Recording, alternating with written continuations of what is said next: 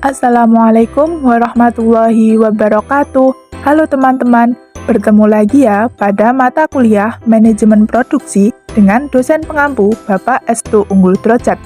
Sebelumnya, perkenalkan kami dari kelompok 1 yang beranggotakan Alvina Ike Nur Azizah, Alma Dwi Rahmawati, Amelia Tiara YHP, Angga Adiaksa, Ari Kurnia Sri Rahayu, dan Arifia Sabila Hayati. Pada pertemuan kali ini, kita akan membahas mengenai pola produksi. Pada materi pola produksi, ada 4 poin pembahasan. Yang pertama yaitu pengertian pola produksi, yang kedua, jenis-jenis pola produksi, yang ketiga, cara penyusunan pola produksi, dan yang terakhir, contoh penyusunan pola produksi.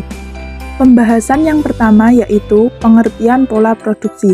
Pola produksi adalah penentuan bagaimana kebijakan perusahaan untuk melayani penjualan dengan jumlah produksi selama 1 tahun ini akan didistribusikan ke dalam masing-masing bulan, minggu, dan sebagainya. Macam-macam pola produksi ada 3.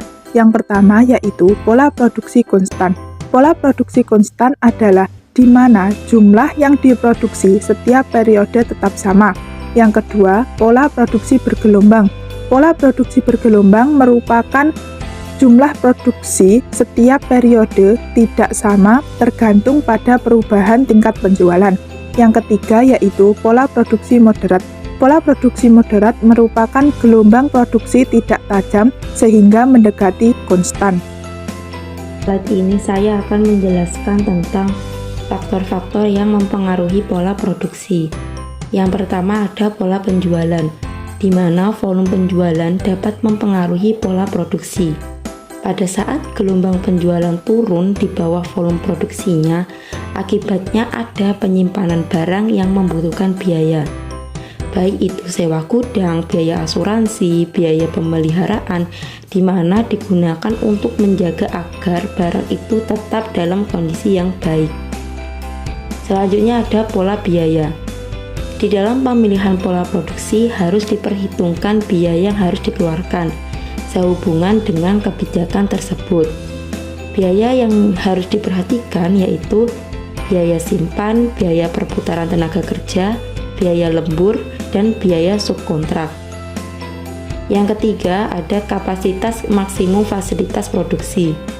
Kapasitas produksi adalah suatu tingkat yang menyatakan batas kemampuan, baik penerimaan, penyimpanan atau keluaran dari suatu unit, fasilitas atau output untuk memproduksi dalam suatu periode waktu tertentu.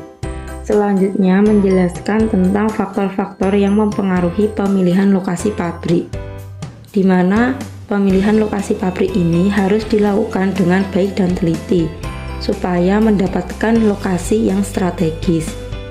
Faktor-faktor yang mempengaruhinya yaitu ada lingkungan masyarakat, sumber alam, tenaga kerja, transportasi, pembangkit tenaga listrik, dan tanah untuk ekspansi. Selanjutnya, jenis-jenis pola produksi dibagi menjadi 3. Yang pertama, kebijakan dalam hal ini mengutamakan stabilitas produk dengan tingkat dari persediaan yang diberikan. Yang kedua, kebijakan yang mengutamakan pengendalian tingkat persediaan barang dengan tingkat produksi yang dibiarkan mengambang. Dalam hal ini diacu dari permintaan dan penawaran. Yang ketiga, kebijakan yang merupakan kombinasi dari kedua kebijakan. Cara penyusunan pola produksi. Anggaran produksi dalam artian luas merupakan penjabaran dari rencana produksi yang meliputi perencanaan tentang jumlah produksi, kebutuhan persediaan, material, tenaga kerja, dan kapasitas produksi. Rumus yang digunakan dalam penyusunan pola produksi yaitu produksi sama dengan penjualan ditambah persediaan akhir dikurangi persediaan awal. Dalam penyusunan pola produksi yang perlu diperhatikan bahwa setiap unit dibuat kelipatan 5 atau 10 karena dalam perproduksi setiap unit biasanya dibungkus lagi dalam satuan yang lebih besar yang isinya 5 atau 10. Hal ini biasanya dilakukan untuk kemudahan dalam perhitungan jumlah produksi dan hasil penjualan. Contoh penyusunan pola produksi. Yang pertama, pola produksi yang mengutamakan stabilitas produksi. Berdasarkan rencana penjualan perusahaan maju bersama pada tahun 2023, diperoleh data penjualan sebagai berikut. Di kolom ini kita bisa lihat penjualan dari bulan Januari hingga bulan Desember yang sudah tertera.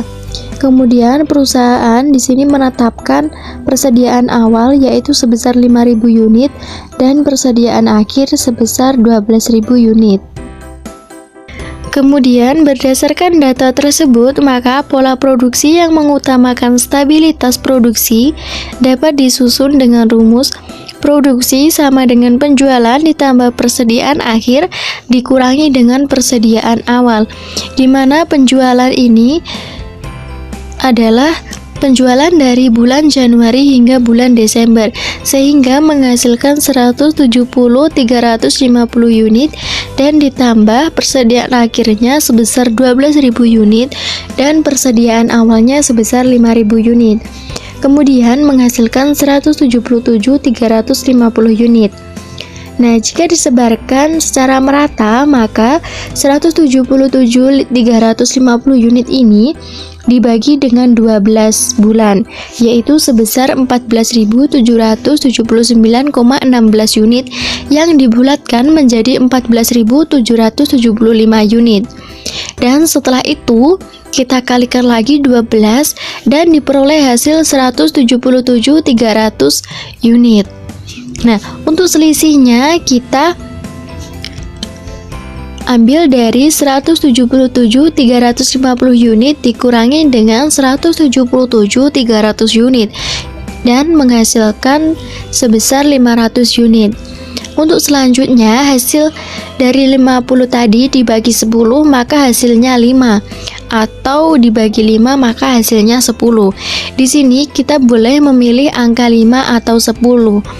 Dan di dalam kasus ini dicontohkan diambil angka 10 yang akan ditambahkan pada bulan yang jumlah penjualannya banyak, yaitu pada bulan Mei, Juni, Juli, Agustus, dan Desember, yang dimana nantinya masing-masing akan ditambah dengan 10 unit.